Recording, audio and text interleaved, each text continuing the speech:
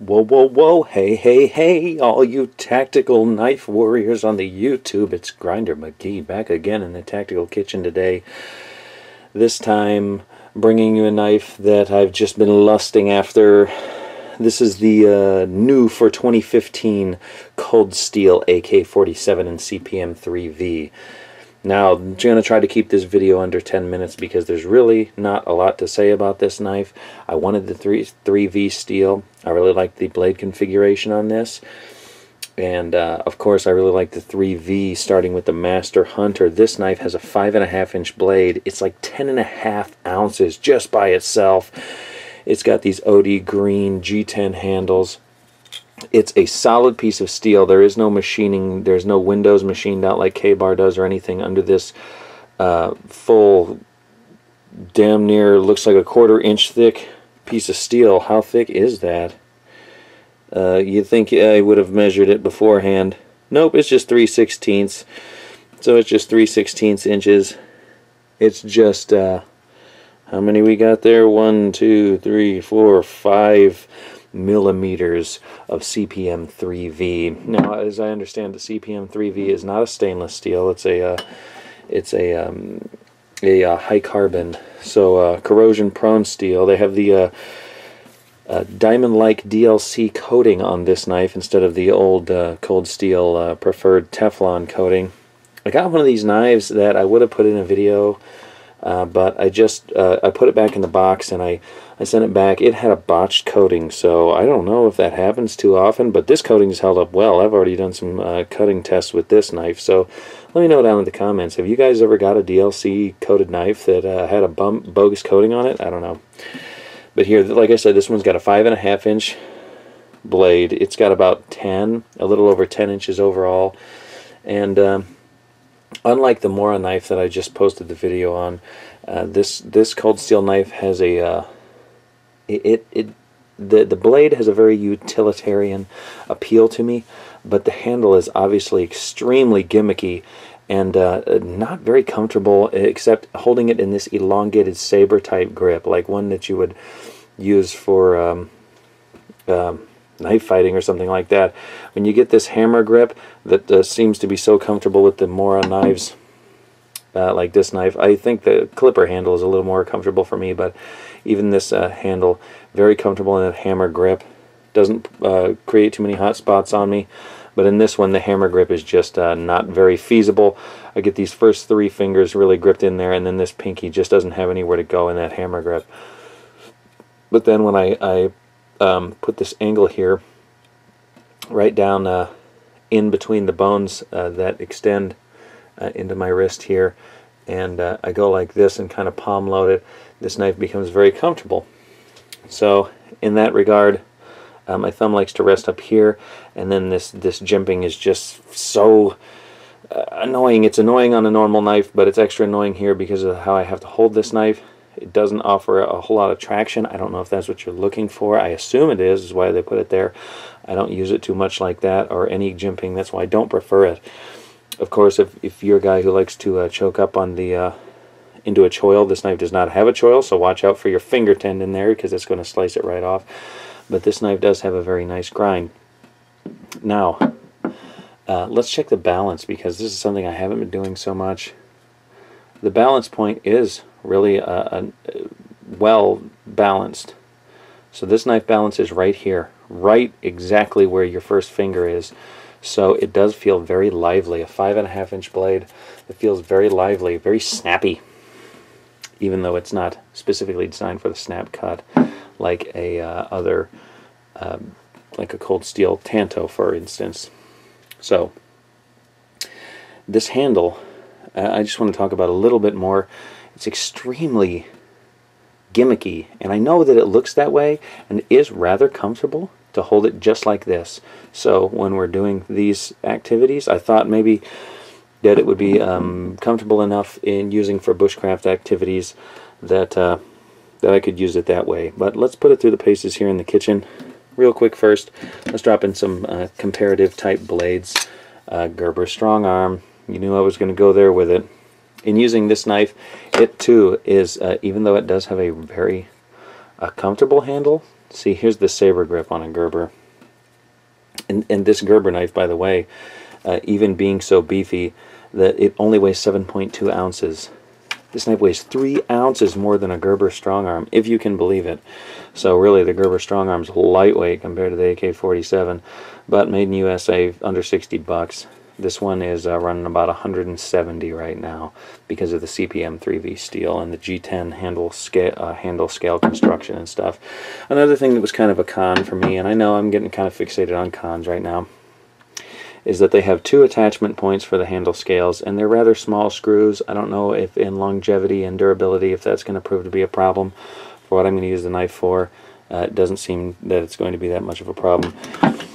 Of course, it comes with a Securex sheath and the Velcro loop that comes with all the Securex sheaths. The Securex sheath holds it rather fine. It was totally coated in this gunk, which I can still smell on the handle, but I wiped it off for the purpose of this review. Now let's see what the geometry is like. Here's an apple, a bigger apple than what I had in the Mora review. You hear it cracking? So, pretty good. How does it do on choking up? Not very comfortable in this choke up pinch grip because we got so much weight back here in the handle.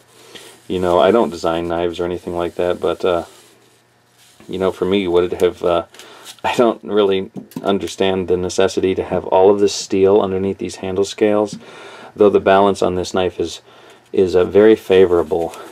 It's very snappy in hand, so I imagine that's why it is that way. It feels very beefy and robust, so I can't fault it. It seems to be performs as designed, so you can't fault a knife for that, even if it comes at a higher weight. I know a lot of people like that higher weight. Let's see how it does it slicing this apple. It's actually quite smooth. It's as expected. It doesn't wow me like that CPM 3V, and I don't even think it necessarily does any better even with the wider grind. I don't think it does even necessarily any better than the knife that I just reviewed, the Mora Bushcraft Orange, but it's still a good knife. I'm glad to have added it to the collection. What else? I mean, can you compare it to? You can compare it to a lot of stuff. If you want to, compare it to something like this guy here, the BK-16. Of course, it absolutely dwarfs it. Another inch of blade, another 4 ounces of weight. Gee whiz. So the BK-16 is not necessarily a tweener. It's more like a toddler compared to the AK-47, the 5.5 inch. Ooh, hey, let's get a teaser out. I know you guys are going to like this, and of course I already have employed and been using its counterpart, the SCHF-42. Here is the newest one. Boo, boo, boo, boo. The SCHF-42D, no recurve. Oh, coyote brownish. Well, maybe more just a dark earth kind of handles on this one. Look at that. Nice. How does it stack up? I think it stacks up rather well. Of course, the handle on this one, no gimmicks here. This is a very kind of like a broomstick almost handle. It reminds me a lot of a knife I got from Battle Horse Knife Works, or Battle Horse Knives. That is the Pathfinder knife, or they call it the Highlander. It's been called a lot of things, but what it is a fantastic bush camp knife. So comfortable in the hand, comfortable in the side holding. I'll put off that for now. We'll do that one next, probably. But let's get back to this AK-47. How is it in a side hold? It's not too bad in a side hold. A side hold on the handle, it's once again, for my pinky down here, it's kind of hard to find a comfortable spot. Got some gook on it. This G10 kind of attracts the gook. I mean, I don't even have to worry about hot spots because just immediately this damn thing is just digging into my hand in such an uncomfortable way. I would never try to wood carve or woodwork with this knife. But let's continue to do some lighter duty tasks like slicing this apple. So it's weird because I know that Lynn Thompson, you know, he makes no bones about knives being weapons and their employment and use on the battlefield as close quarters weapons. So, but to me, I always thought that he had never recommended anything less than a 7.5 inch blade for this type of close encounter, like a Recon Tanto.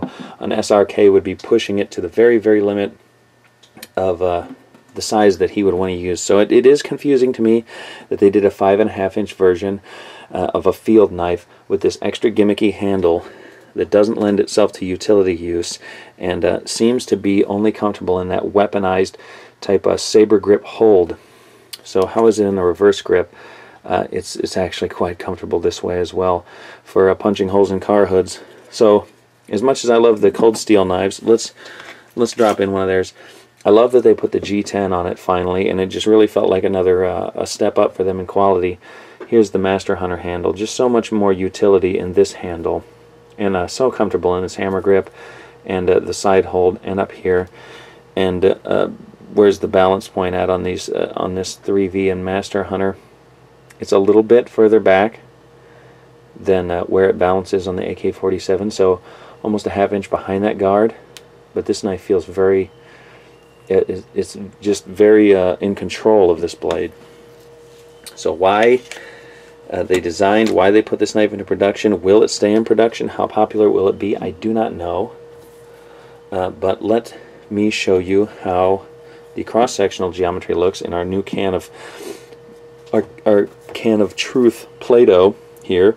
Why? No, my soft Play-Doh flesh is being intruded upon by the sharpness of CPM 3V. Oh, you mean bastard. So there we go. We're looking, we don't really see the swedge in there. Look at where the swedge begins. So in a penetration down to about a ½ inch or so, even up to 3/4 inch, we don't see the benefit of this wedge. Oh God, it hurts so bad. I don't know why I keep doing that. Okay, but you see, look, next to the Gerber Strongarm, look at the additional resistance that the Gerber Strongarm gives us. Let me wipe this down real quick. Consarn it. Here we go. So let's look at the tip geometry of these. They look very similar, though the Gerber is noticeably thicker at the tip here. I'm getting my phone ringing in the background. How annoying is that? You'll have to excuse me for just a moment. I'll be right back. Okay, hey, we're back. Freaking annoying salesperson. So even though they look very similar, you know, and of course you can buy 3 of these for the price of 1 of these. The machining and the grinding on the AK-47 is definitely a step above the Gerber Strongarm. Of course, the materials they use, definitely another step above. CPM 3V is the new darling of the knife world right now, whereas the old 420HC is just a long-time standard of the knife world. I really like that Gerber Strongarm, and the handle just has to be more comfortable than this. So, so there's your there's the truth of it, that you actually have a fairly good and not so much, not entirely a lot of, can I spit it out, resistance when doing piercing. So here I got the cardboard, but this time it's this red kind of glossy coated cardboard. I didn't have another pizza box.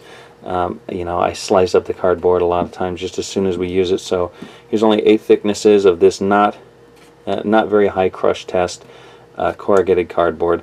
But once again, just to illustrate its slicing capability and the geometry of it, as well as to just drop a little bit of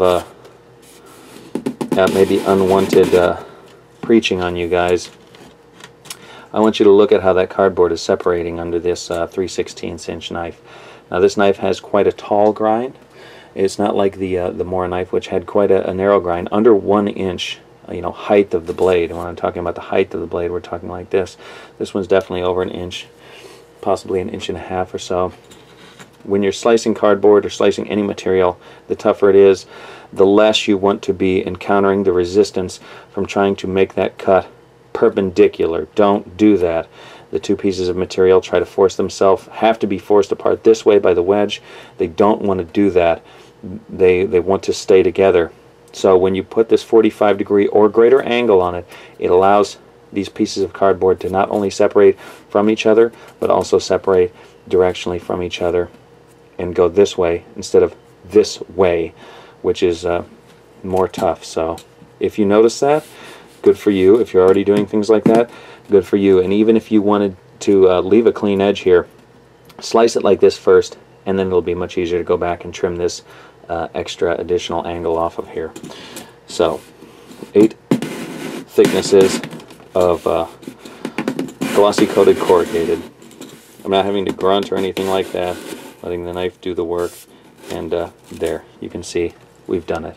And look at how clean all of those slices are. So I just thought I'd add this test into the Tactical Kitchen.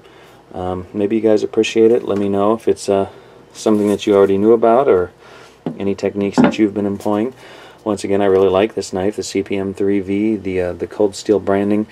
I think that the AK-47 field knife is just, I don't know what role it really is fulfilling for me, or even a soldier, seeing as how close quarters combat is not what they're typically carrying around a 10.5 ounce knife for.